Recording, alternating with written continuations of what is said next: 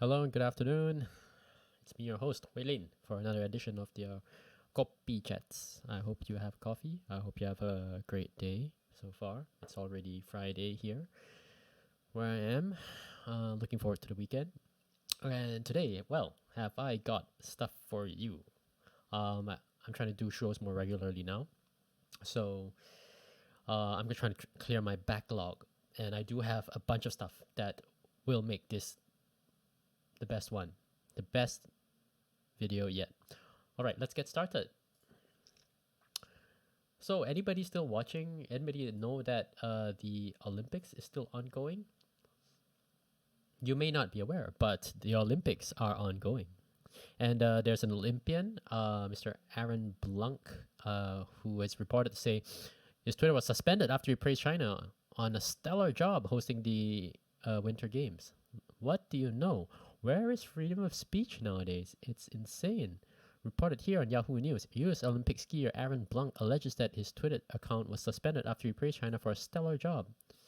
25-year-old athlete told reporters in press conference on Sunday that China had done a stellar job with the whole COVID protocol.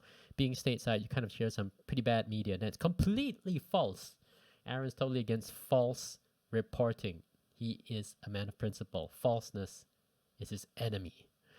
Blanc's Twitter account was purportedly suspended afterward, and he turned to Instagram to question the platform's alleged decision. He reposted the user's comment that Aaron Blunk is out here telling the truth and getting punished by his own government. Aaron might be a bit surprised to know that Twitter is not the government. Surprise, Aaron. It's okay, you're 25 years old. Maybe you're not aware of that. But Twitter is aware. Look at that. Look at all this. Aaron Blunk everywhere. Aaron Blunk, Aaron Blunk, Aaron Blunk. And you even see screenshots of Aaron Blunk being suspended. It's insane. That's not acceptable, right?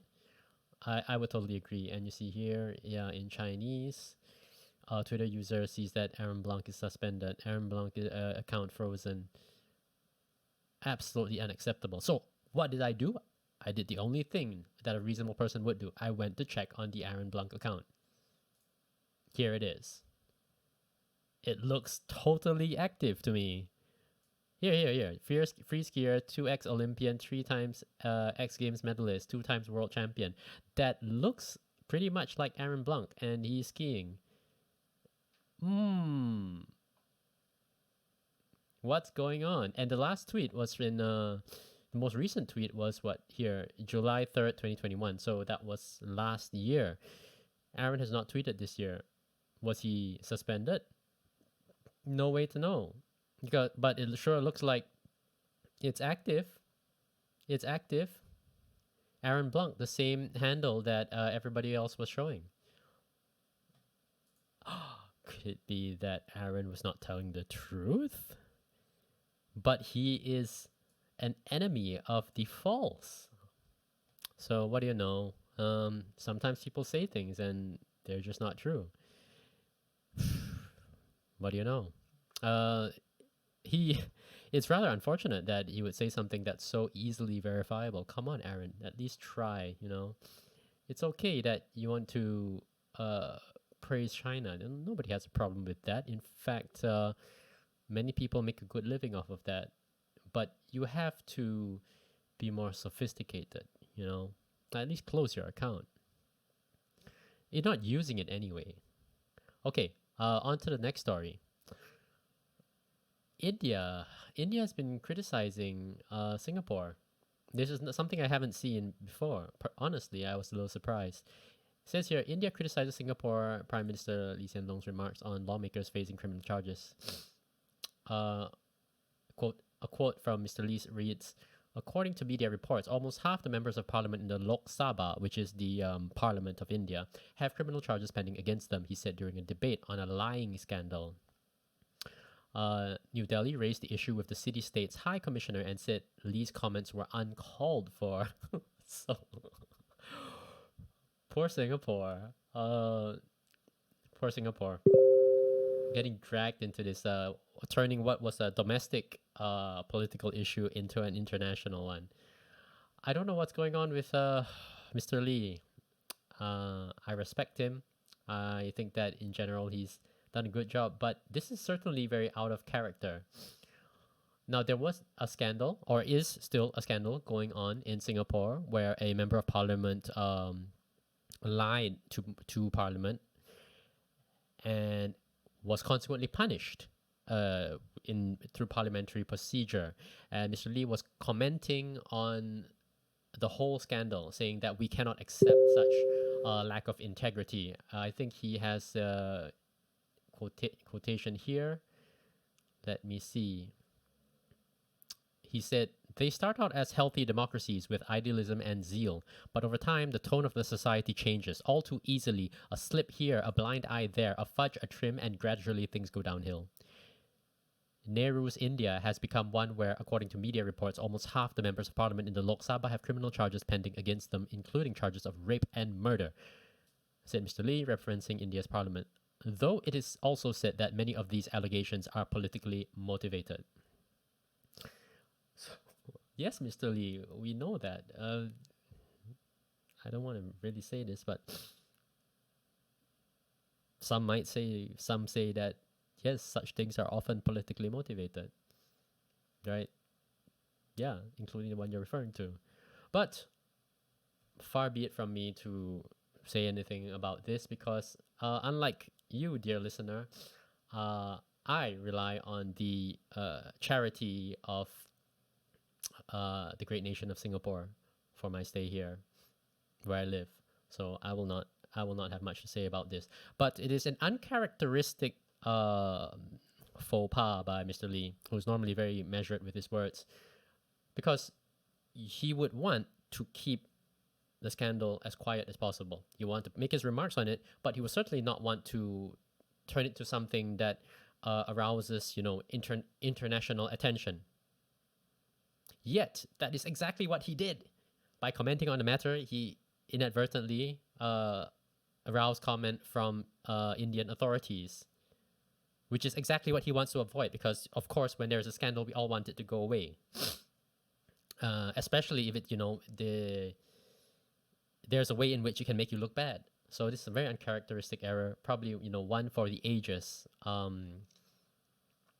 Take note of this, people. This may not happen again. Okay, moving on to the next one. I noticed, in Channel News Asia, one of Singapore's most trusted sources of news, a member of parliament from Malaysia, Nurul Izzah Anwar. And if you recognize the name Anwar, yes, Nurul Izzah is the daughter of former Deputy Prime Minister Anwar Ibrahim. And she had written a commentary for the Channel News Asia commentary section, stating that Malaysia doesn't understand the challenges facing its poorest communities. To me, of course, this is totally interesting because not only is it about poverty, it is about Malaysia, and written by the daughter of one of the most important figures in Malaysian politics over the past, 20 years or so, maybe more. So, what does it say? Well, actually, it's rather long. It begins with a mention of the Oscar-winning South Korean film Parasite, and then goes on to be very, very wonky. When I say wonky, I mean there's this phrase called a policy wonk, a nerd. It's a word for a nerd, a government nerd about policies and politics and government. That's a wonk, and it's very wonky. It's very wonky. It talks about a multi-dimensional poverty index. It talks about the history of that index, the goal of the index, trying to have a COVID-adjusted measurement with that index. And then what happened in the government working with the index. You see where this is going? You see where this is going? Yes, and then NGOs and community groups and response to flood. And then... Oh, sorry. Yeah, we're still here. Okay. Have we... Oh, finally, I think we've got somewhere. It has been reported that a total of 101 billion ringgit has been withdrawn from Malaysia's Employees Provident Fund, which is essentially a pension fund of sorts for Malaysian employees. Everybody puts their money into it every month, and on retirement, you can withdraw money. Over 6 million members now have less than 10,000 ringgit in their EPF accounts, and more than half of these have less than 1,000 ringgit. Right? In fact, some 22% of the government's total pandemic economic stimulus consisted of withdrawals by Malaysians from their own retirement funds. Right. But with more than 15% of the population expected to be 60 years or older by 2030, the scheme is a formula for disaster. And then blah, blah, blah. It goes on for a little bit more before ending. It kind of ends with saying, well-designed MPI studies can bring these important facets of people's lives to policymakers' attention. And what does that have to do overall with the title? Malaysia doesn't understand the challenges facing its poorest communities. Because I don't understand at all. Nurul Izzah, what are you doing? What is it? You spent 70% of your essay giving me a history lesson, stating your definitions, and then right at the end, you tell me, oh yeah, well-designed MPI can bring these, to people's attention. Really great. Top notch. Top. What are you saying? After reading the whole thing, I have no idea what point she's trying to make. Yes, people withdrew a lot of money from their retirement funds. Because why? Well, these funds are meant for retirement or crisis, wouldn't you say? Like, in a crisis, would you not use the savings you put aside? Because if you don't help yourself in a crisis, then retirement's kind of moot, right? Because there will be no retirement. You'll be dead. So when you are in a crisis, you take the funds that you set aside for retirement and you help yourself now, because the now is the important, what matters, right? So I don't understand what she's saying.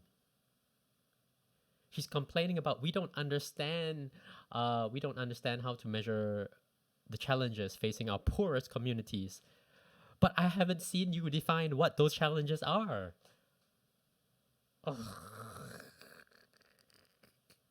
That's so unfortunate. I have nothing against Nurul Izzah. She seems like a bright young person. But I think this essay shows me clearly that I don't know if she's much of a politician. She's clearly intelligent enough to write a full-length essay stating, explaining a complicated concept, which is the multidimensional poverty index, or the MPI. Yes, she said it right here. Where is it? Yeah, here it is.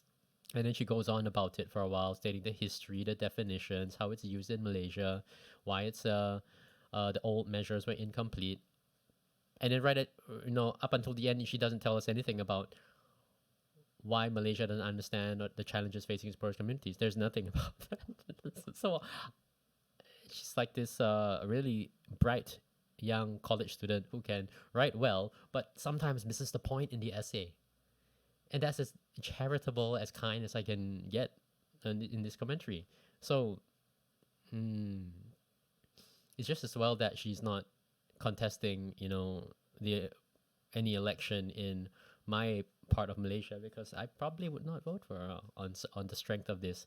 It's not only that the essay is not very, to the point. It's not convincing. If you're trying to tell me that I should care about something, well then, I expect you to do a good job to make me care. And after reading this, I understand it, but my level of care did not shift at all.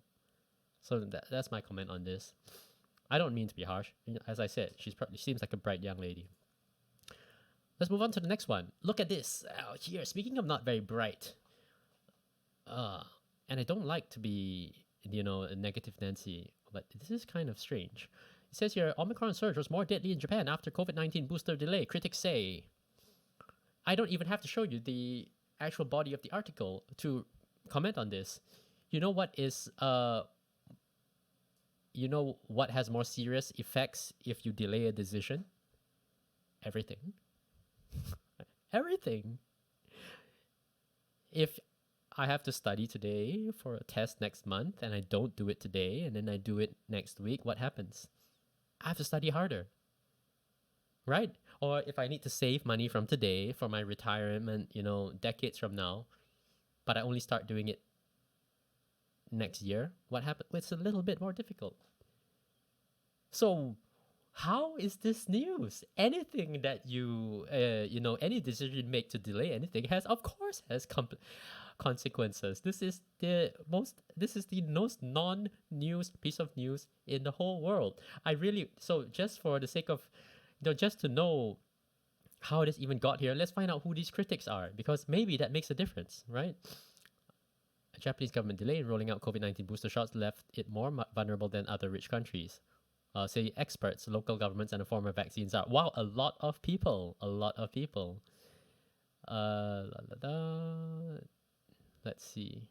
I'm browsing quickly. Here we go. Here we have a name. Hidekiyo Tachiya, mayor of Soma City in northern Japan, chairman of the National Association of Municipal Leaders, called for an early start to boosters, but none were given out until December. If they had told us in November that 6 months was enough, then in Soma we could have gotten the shots out from December, and for that I feel resentment. Tachiya, who is a physician, told Reuters. If it had been faster, there wouldn't have been so much suffering and so many people wouldn't have died. How many people have died? This is. I want to be very gentle about this because I'm not a physician myself. So I say this with all respect. Mr. Tachiya, the reason why we don't roll out medicines too quickly is because we don't know their effect. So we may take time to evaluate them. Logistics may take time as well. We want to see how the pandemic situation goes. If it recedes, perhaps the urgency dies down and we don't have to roll out an expensive and time-consuming and slightly risky vaccination program, because everything has risk. Even paracetamol for headaches has risk. So if we can avoid taking a big action, because a vaccination program is a big action, it costs a lot of money, involves a lot of people, and plenty of people are at risk even from vaccination itself. There are no options that do not present some risk. And so doing nothing is also one kind of option. It's observing data, observing developments. So this is the most non-news thing I've ever seen in my life. This might actually be it. This is feels like news for people who don't understand how the world works. Anything that you delay has consequences, and sometimes you delay them because the consequences of action might be worse than inaction. Okay, so let's move on. Enough about that. Now here's something jazzy and sexy and exciting. If you are Malaysian, or even you're not Malaysian, you may have heard of the 1MDB scandal. Now that is or was a government-linked company from Malaysia that was used for many illegal activities, paying lots of bribing a lot of people, funding a lot of lavish lifestyles, investing in investments that were not making money, allegedly for the benefit of the country, but clearly not in the end, and which led to the ouster of one of the prime ministers, former prime ministers, Najib Razak. And this swept up a whole lot of people, including former Goldman employee Roger Ng and Roger Ng's ex-boss, Mr. Leissner. So this whole scandal is so huge that some lawsuits are going to take place in the United States and some will take place in Malaysia, and there are many people involved. You can see two names here, Roger Ng, Leissner, but also former Prime Minister Najib, and then there was the young man who allegedly good buddy of Prime Minister Najib called Low Tek Jo, also known as Jo Lo. So many people. And what is interesting here really is that it gives you a little bit of color into what went on. There really isn't much, that is super, super interesting here. In this whole saga, likely to be scrutinized are Roger Ng's testimony about Goldman Sachs and his former boss, Tim Leissner.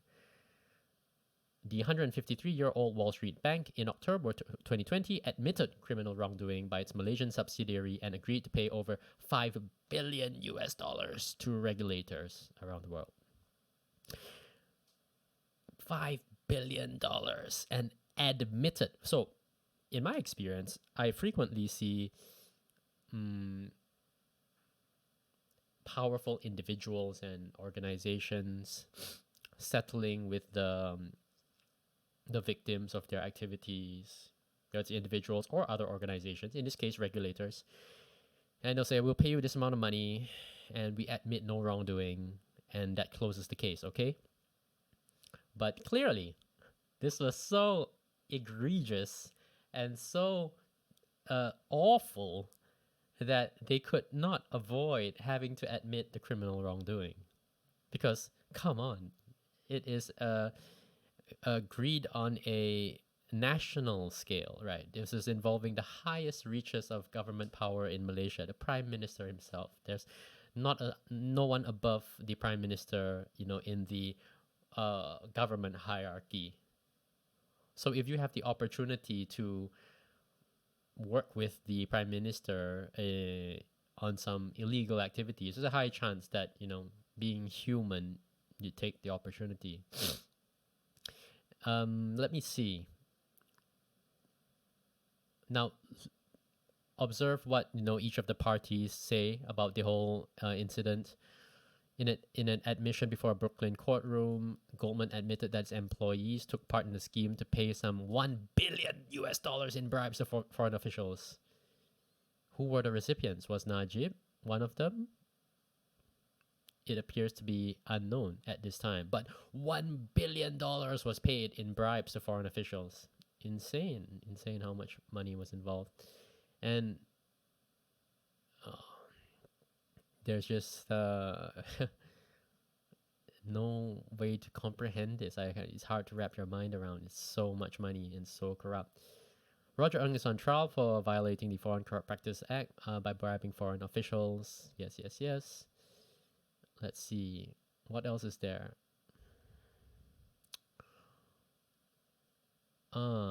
Prosecutors say Leissner and Low conspired to bribe officials so that Goldman could arrange $6.5 billion in bond offerings for 1MDB. Ng's defense team, however, contend that neither he nor anyone else in Goldman knew that Low had designs on committing fraud and stealing money at that point in time in 2009. That feels extremely fishy, to say the least, because so how it presumably works will be that Joe Low and maybe some Malaysian government officials would go to Goldman and say, I want to do a bond offering. So institutions, the public, okay, not the public, institutions can buy these bonds, these Malaysian bonds. And they would present the prospect, present their case to say, what we want to offer for investments and so on. And Goldman's job is to absorb all the information, decide how legitimate is it, and how much money is all of this worth. They would have to present to their customers a case to say, this is how risky is this? How much returns can you expect? Can you, are there better alternatives for money? Why this is attractive? So it is their job to do their due diligence and understand. And if it's fishy, well, that's what they're supposed to do. They're supposed to decline for the purpose of their clients, and for them to contend that neither Roger Ng nor anyone else in Goldman knew that Low had designs on committing fraud and stealing money. Well, maybe they don't know that he intends to steal the money, but I would not be so sure about that. You don't think that he meant to commit some kind of fraud, because the case would clearly not be very strong, because in the end it did lose money and it was a dumpster fire. Let's see. Roger Ng claims that he raised the alarm bells at Goldman sometime in 2010, warning the bank that to exercise caution in accepting Low's claims at face value, which is his job, and that he did not find Low's claims to be credible. Exactly the right thing to do. However, Mr. Ng also subsequently flew with Mr. Low on private jets, attended a lavish party with him in Las Vegas, and met him on a yacht in the Mediterranean Sea during the Cannes Film Festival. So he did his job, Roger Ng, by raising alarm bells, but at the same time, he did also do his job by socializing with his very important client. Clearly, his bosses did not see fit to pull the plug on the project to stop them.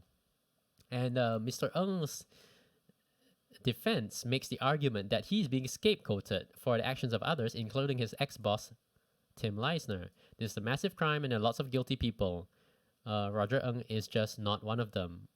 Roger's lawyer, Mark Agnifilo, was quoted as saying at the trial. I can believe that.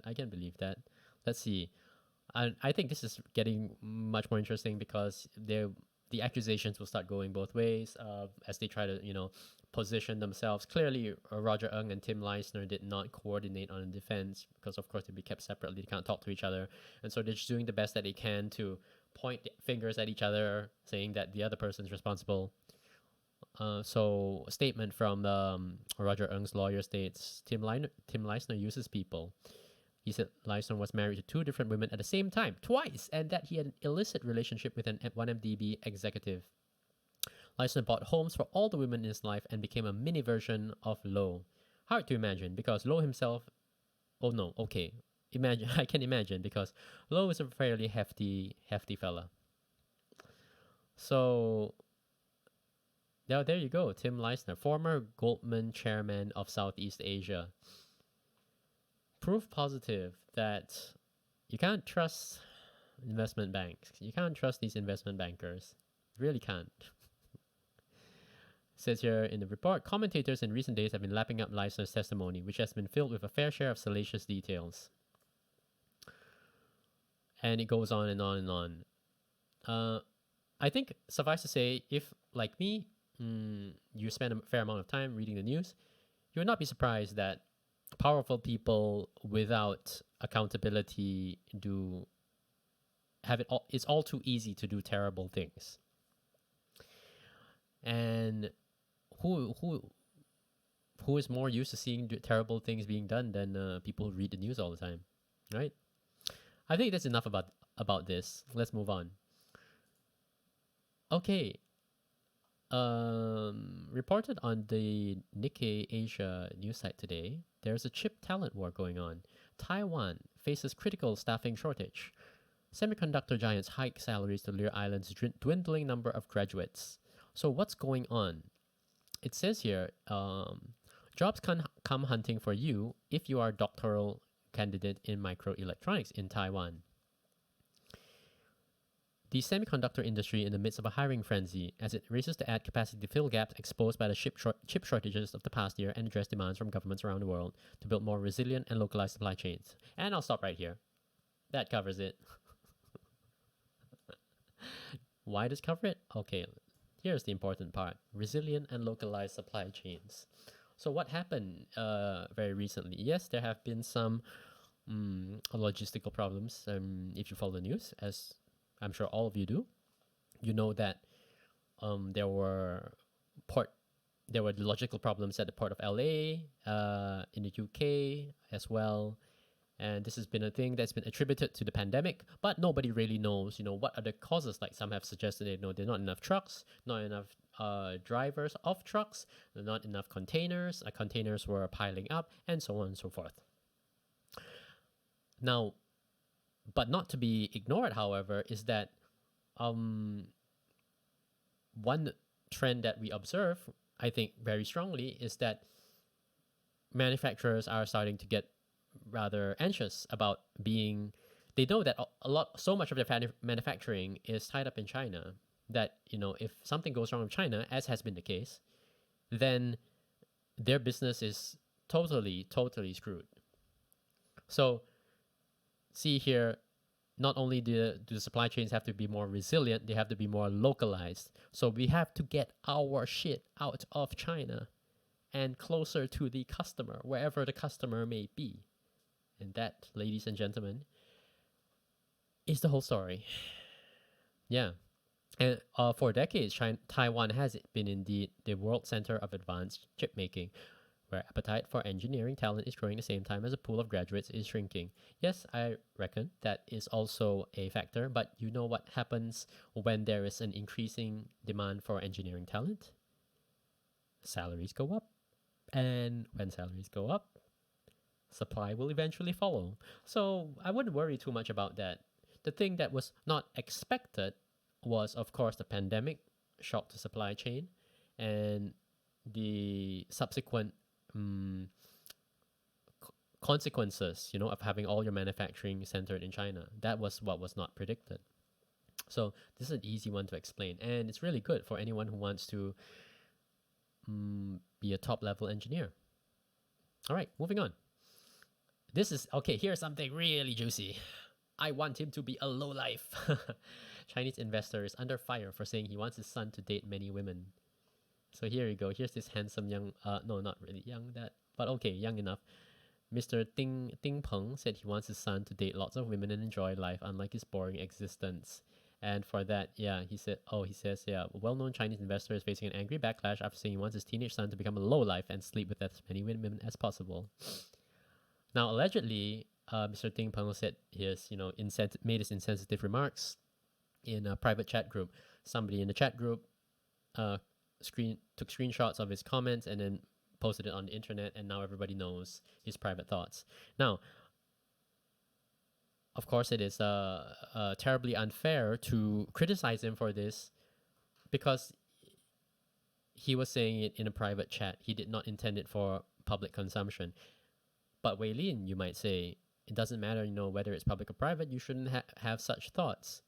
Okay, fair enough. If that's your position.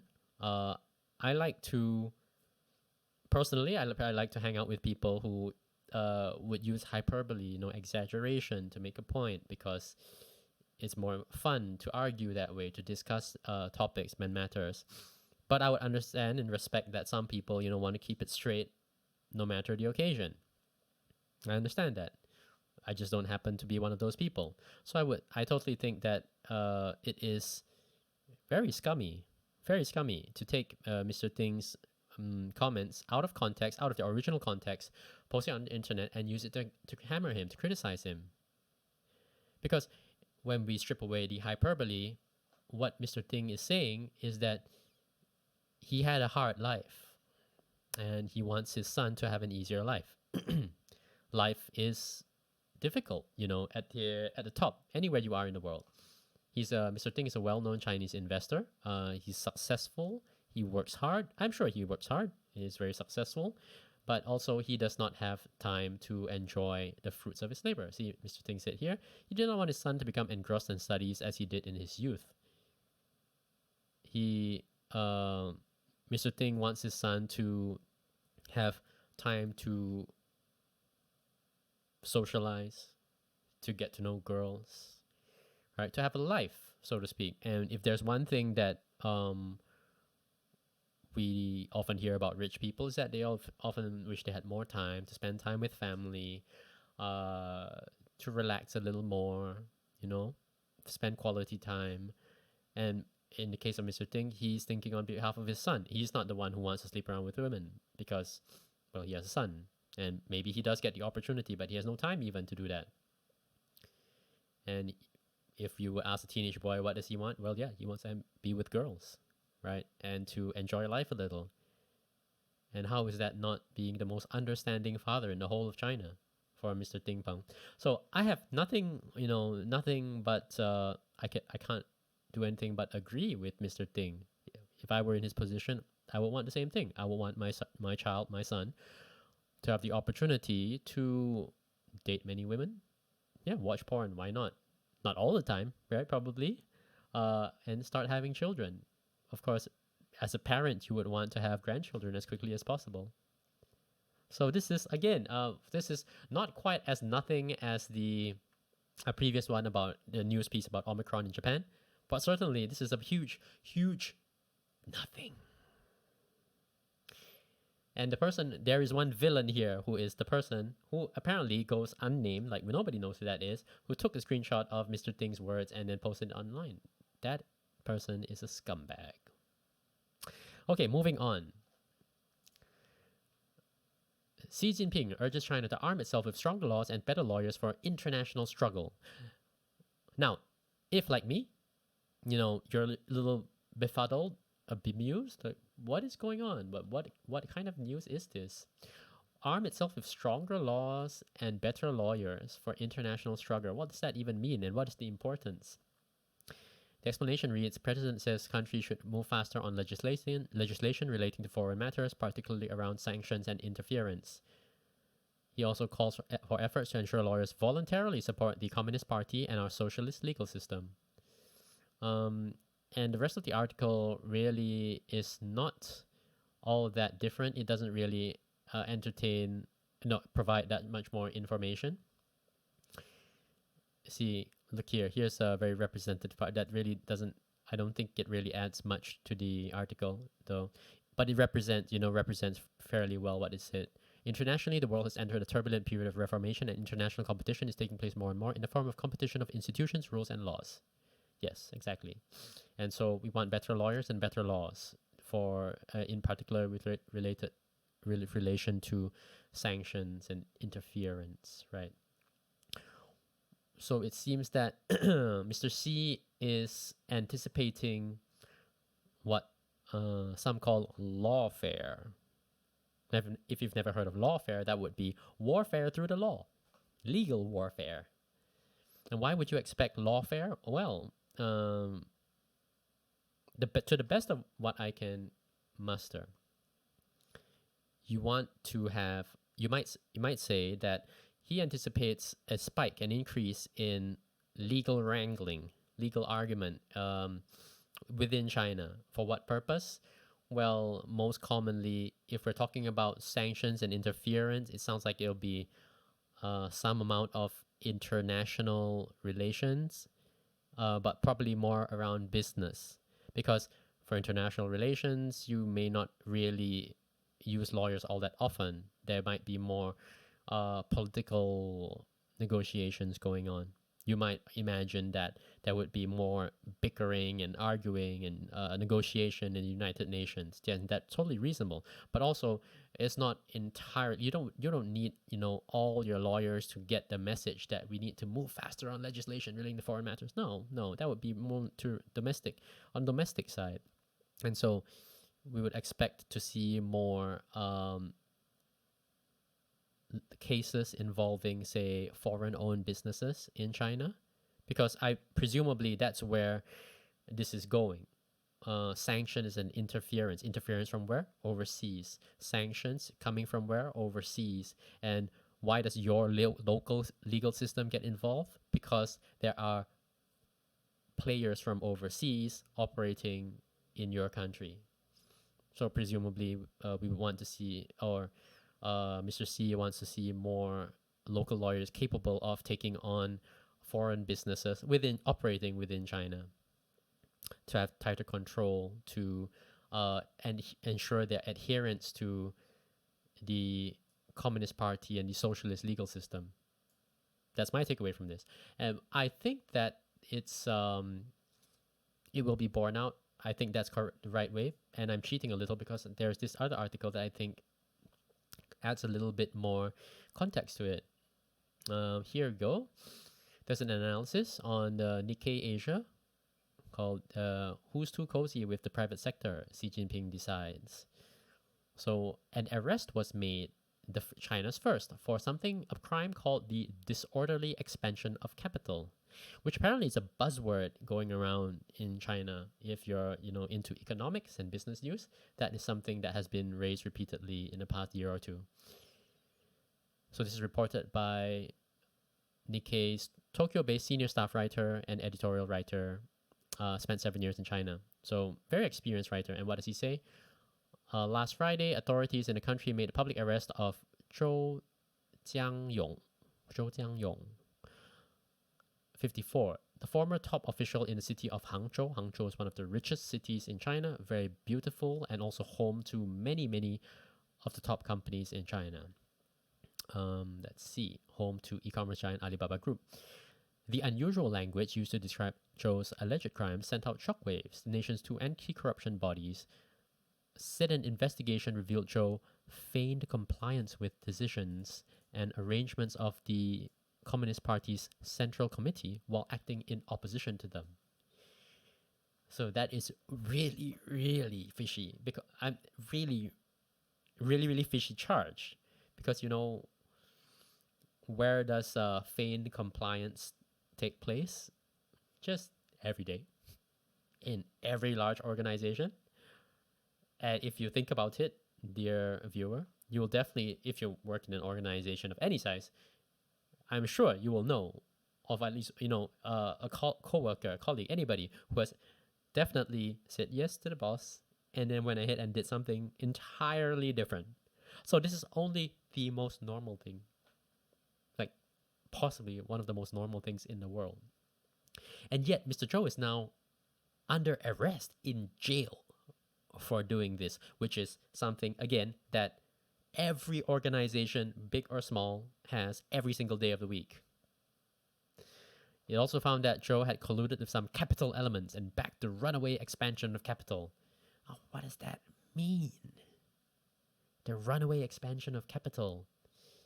I don't know. And I studied economics. That makes Zhou the first high-ranking official in China to be accused of aiding the disorderly expansion of capital.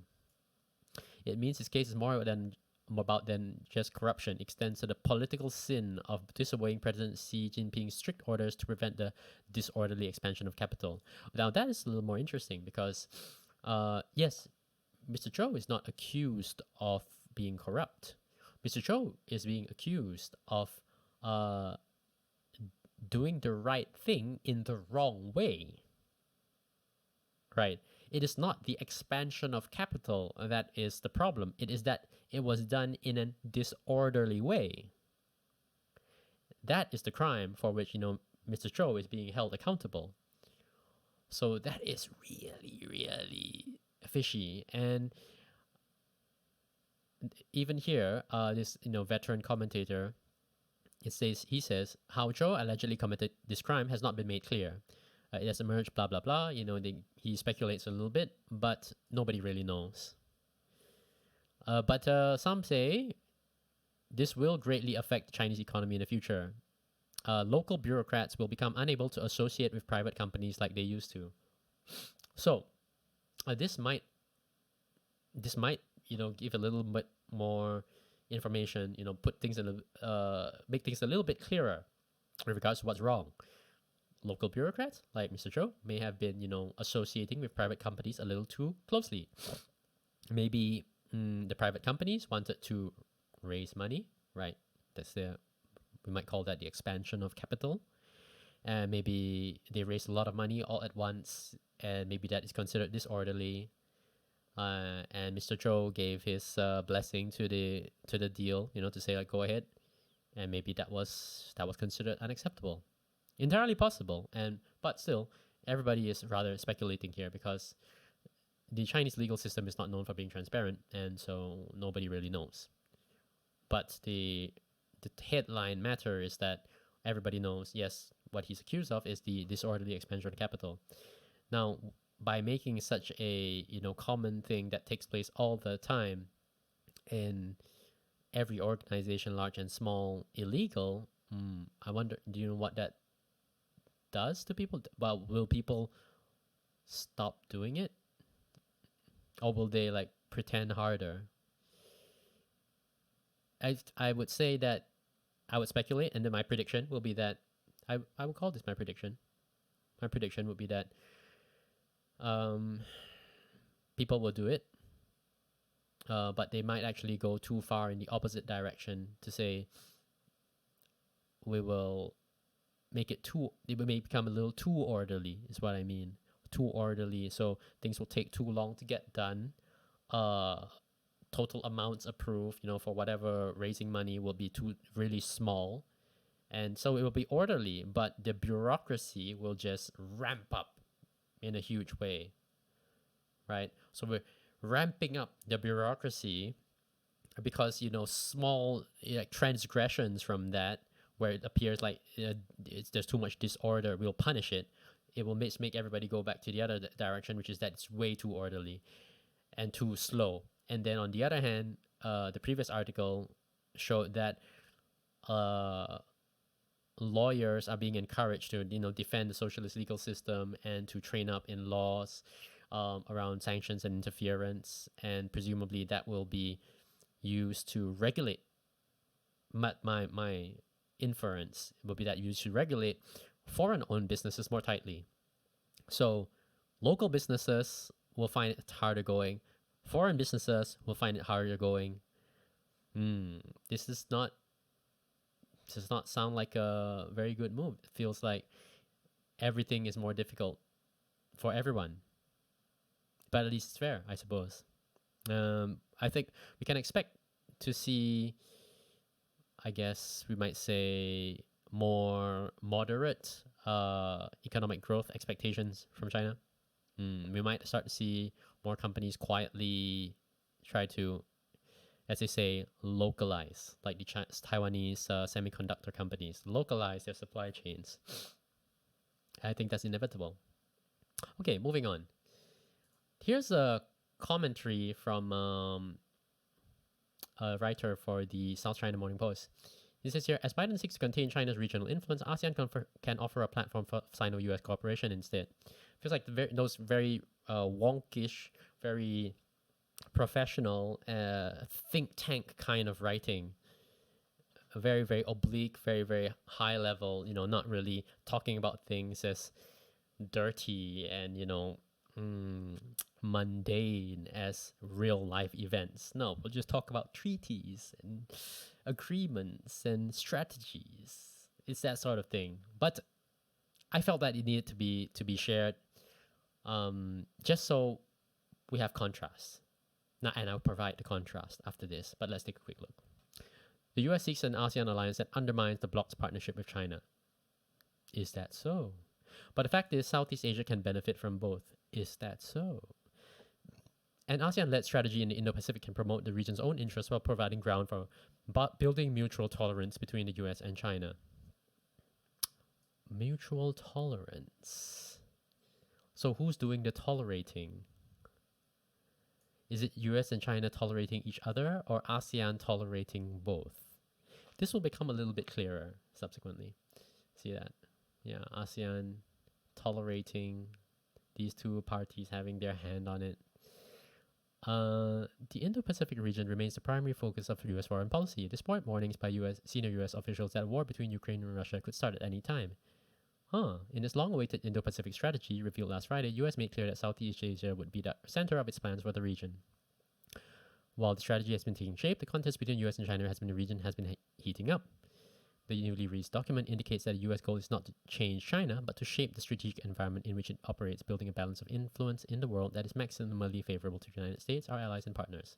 Totally understandable, because, well, the United States has to work for the interests of the United States, right? Although US officials have denied that the Indo-Pacific strategy is in fact a China strategy, it's pretty clear that the US intends to use alliances to better contain China. I think it's pretty obvious that, the Indo-Pacific strategy would have to primarily focus on China. That's kind of inevitable, isn't it? It's pretty clear that US intends to use alliances to better contain China. Well, I don't know about that unless I get to see the contents of the actual document, right? Now, I don't really intend to go through the whole document. Let's see. Let's look for something that is more relevant. So, China has made substantial progress in Southeast Asia by taking a step-by-step approach. China and the Association of Southeast Asian Nations, ASEAN, stepped up cooperation last year. Yes. There was the opening of the China-Laos Railway, marking a step towards the realization of China Peninsula Economic Corridor, blah, blah, blah, and Trans-Asian Railway. So much words. In November, the two sides officially upgraded their relationship to a comprehensive strategic partnership. So this is what I mean by extremely wonkish and bookish and meaningless because what is there? I don't know what there's there to upgrade. And you get the tone of this article. You kind of understand what the level it's going for. It's like these very tiny diplomatic niceties and the differences that really are like splitting hairs to find a difference. So it's saying that, yeah, Xi Jinping has made it clear that China supports the ASEAN outlook on Indo-Pacific, as well as cooperation between the Belt and Road Initiative and the outlook. Despite these, and here's where it gets interesting. Despite these offers of allyship pouring in, Southeast Asia is regrettably facing deeper U.S. military involvement and slow progress in negotiations of the South China Sea Code of Conduct. I wonder why. So, the author is saying that, well, even though China is being so friendly to the ASEAN, the whole of ASEAN, regrettably, they're facing, more U.S. military involvement. That's so regrettable. It does not say whether ASEAN wants it, whether it's invited by ASEAN or whether the U.S. just barged in and, with their military. Only that, according to the author, this is regrettable. And the progress and negotiations over the South China Sea of Conduct is very small. So even though China's been so nice, to be friendly with ASEAN, and there's so much progress made, the U.S. military is still hanging around in the ocean, and nobody's really agreeing on what to do in the South China Sea. And while the U.S. President Joe Biden wants to restructure the Indo-Pacific at China's expense, the ASEAN outlook paints a better future for all. I suppose if the Joe Biden wants to restructure the Indo-Pacific, that might not be very beneficial for China. Indeed, it may be the key to unlocking China-U.S. mutual tolerance in Southeast Asia, with the potential for both two sides to promote inclusive regional cooperation. So it looks like the author is saying that the China and U.S. should have mutual tolerance in Southeast Asia. They should tolerate each other's influence on Southeast Asia. That neither of them should be actively seeking to dislodge each other. Not China pushing out the United States, nor the United States trying to contain China. However that might be interpreted. And so after that, it goes on a little bit wonkish, saying blah blah blah. What is the ASEAN outlook, and so on and so on and so on. First, it allows ASEAN states to define the geographical and economic space of Indo-Pacific, adhere to the traditional ASEAN way. I don't know, this is really boring. I'm not going to read the rest of that. China's development goals remain inward-looking, so we're not doing anything, outward-looking. We just want to do, we develop internally and to maintain steady growth in national strength. And China fundamentally does not want strategic competition with the U.S., right? Fundamentally, no. So we want to, shake hands and have mutual tolerance, right? Okay. Now, I'm going to stop here because the rest of it is much more of the same. The only thing that I want you to note is that the author, Zhai Kun, is a professor in the School of International Studies at Peking University and a China Forum expert. So it's very well credentialed. It comes from Peking University. You might say, and I wouldn't be certain about this, but you might say that, a high-level academic speaking on international relations is a soft, is a way for to test the waters with different ideas, to get the response, from different parties. Because if you make an official statement by the government, that's binding. Like, people point to that and say that's the official government, response to what they say. So sometimes what do you want? How do you get an idea out there without it being official? Well, who is really close to the government? People who study the government. Like Professor Zhai Kun at the School of International Studies at Peking University. So you get Professor Zhai Kun to give an editorial somewhere in a well-read, respectable publication, and you see what people say about it. And maybe this is a signal that China would like to tolerate the U.S. being in Southeast Asia and invites the U.S. to take it easy, chill, bro. Don't be so serious. And why would Professor Zhai Kun be saying that? Well, I can give you a little feedback. I mean, little fill in that gap for you. Check this out. China intruded into Malaysian waters 89 times in the last 3 years, according to a report. That is one of Malaysia's most read English language newspaper, The Star. Grew up reading that. China's military encroached into Sabah and Sarawak's water in the South China Sea 89 times from 2016 to 2019. So, maybe that is a reason for the editorial that you saw. Now, what happened? Let's see. If I remember correctly, the U.S. Navy actually joined in some of these deterrent moves. So, U.S. Navy joined the Malaysian Navy in patrolling the waters of Malaysia to keep the People's Liberation Army Navy out. And perhaps that's come to a point where the People's Liberation Army has decided that we can't continue this way. If we keep doing this, it will lead to conflict. Somebody in Beijing, please, quieten things down. And that's the reason for the comment. And it's not just Malaysia. Oops, let's see. Philippines backs Vietnam after China sinks fishing boat. So Vietnam is clearly one of the has suffered the most, with the activities of the People's Liberation Army Navy. Let's see. A Vietnamese fishing boat was sunk by a Chinese Coast Guard ship in the disputed South China Sea. Obviously, the Vietnamese government will say that it is their waters. They were fishing in their own waters, whereas, of course, the Chinese government would disagree.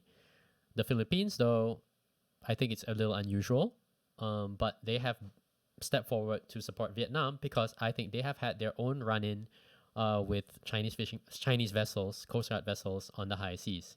As it states here, the Philippines Department of Foreign Affairs recalled that 22 Filipino fishermen were left floating in the high seas after a Chinese vessel sank their boat at Reed Bank on June 9th last year. And those fishermen were rescued by Vietnamese fishing vessels. So, both Philippines and Vietnam have had very unpleasant experience with the Chinese Navy. The Philippines Department of Foreign Affairs said, our own similar experience revealed how much trust in a friendship is lost by it and how much trust was created by Vietnam's humanitarian act of directly saving the lives of Filipino fishermen. Now, when they refer to friendship is lost, it's definitely not friendship lost with Vietnam, right? Rather with China. The United States has expressed their concern, said stop exploiting the distraction of vulnerability of other states and expanding its unlawful claims in the South China Sea, referring to China. So that is the context for you. And it looks like Professor Chai Kun's offering that little fig leaf, of peace to say, hey, peace, guys. We're not going to do that anymore. So that sounds good. Actually, it's encouraging because maybe we'll see toned down activity in that. Okay, moving on.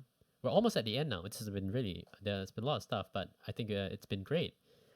That's been a lot of really different stuff, and I think some of them required a little bit of context, and I feel very happy to have provided that. Now, on to something totally different.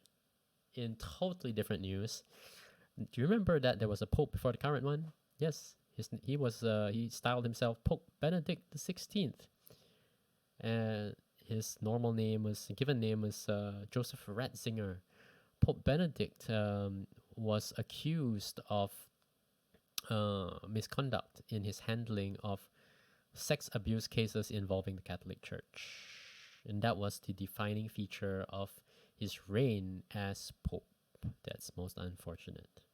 And in a highly unusual move, Pope Benedict asked forgiveness for any grievous faults in his handling of sex abuse cases, but denied any personal or specific wrongdoing.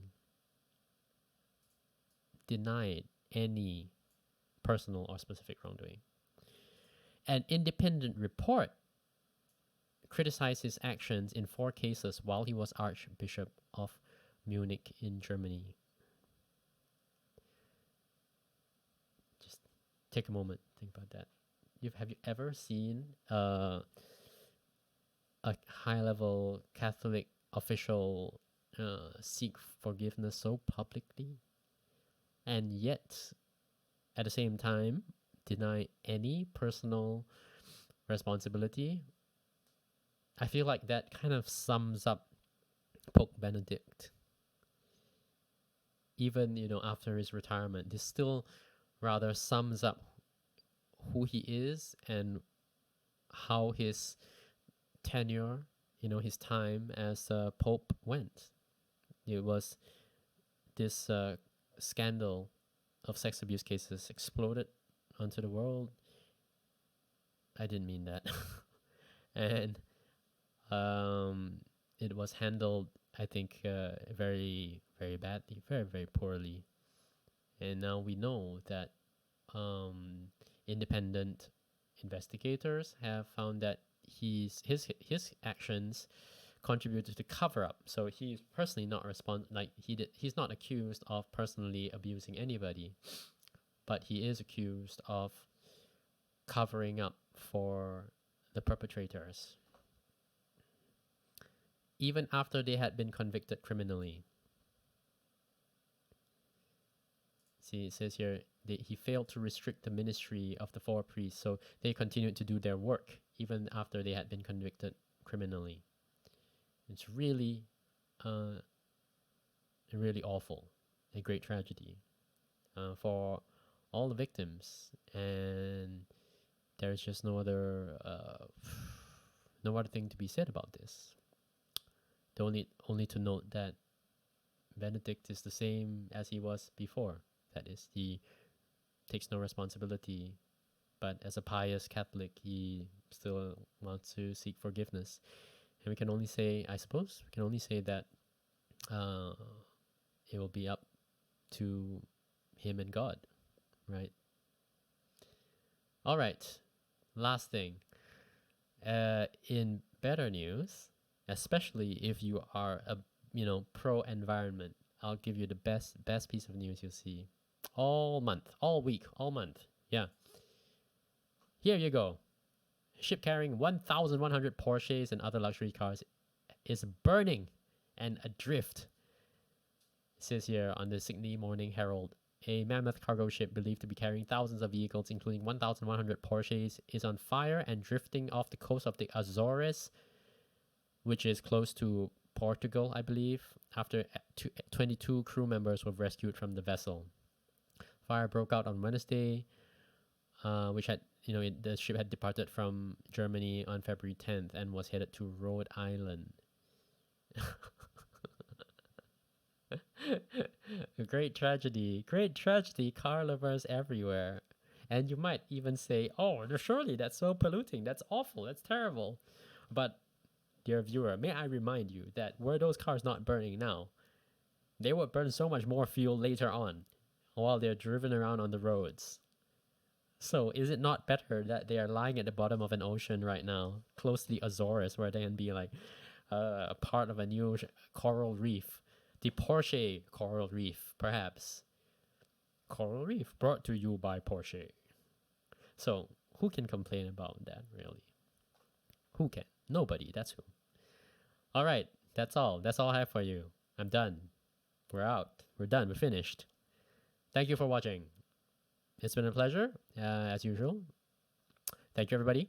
Enjoy your weekend. Have a good one. Make sure that you get plenty of sun. Get stocked up on that good vitamin D to protect yourself and your family. Thank you, and I'll talk to you again next time. Bye-bye.